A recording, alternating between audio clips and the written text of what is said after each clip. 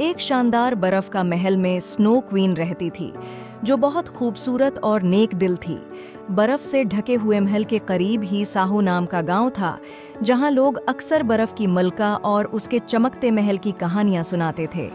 उनमें एक बहादुर सी लड़की थी, जिसका नाम नूर था, जो बर्फ के महल जाने और बर्फ की मलका से मिलने का ख्वाब देखती थी। एक दिन नूर ने बर्फ के महल जाने का फैसला किया।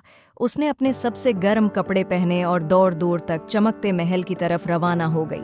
सफ़र तवील और ख़तरनाक था, लेकिन नूर का अज़्म कभी कम न हुआ। जब नूर महल के करीब पहुंची, तो उसने देखा उसकी खूबसूरत दीवारें चमकते हुए बर्फ से बनी थीं और बर्फ के टुकड़े हीरों की तरह चमक रहे थे। वो बड़े दरवाजे के करीब पहुंची। नूर ने दरवाजे को छुआ तो एक परी नमोदार हुई। कौन हो तुम और यहाँ क्यों आई हो? नूर ने कहा, मैं बर्फ की मलका को देखने आई हो। परी ने कहा, उसके लिए तुम्हें एक फूल लाना होगा, तभी ये दरवाजा खुल सकता है। और वो फूल तुम्हें जंगल में एक झील के किनारे मिलेगा। और परी ने नूर को एक जादुई सितारा दिया जो चमक रहा था, और कहा, ये तुम्हारे काम आएगा। नूर ने जंगल में जाने का फैसला किया। जंगल में चलते चलते वो एक झील तक पहुंची और उसने वो फूल तलाश किया। नूर ने फूल को देखा और उतारने की कोशिश की तो बहुत से मगरमच्छ ने हमला कर दिया। नूर देखकर डर गई, मगर फिर उसने बहादुरी से उनका मुकाबला किया और फूल हासिल कर लिया। नूर फूल लेकर महल गई। दरवाज़ा खुद ब खुद खुल गया। महल के अंदर हर चीज़ बर्फ से बनी थी, फर्नीचर से लेकर नाजुक फानूस तक।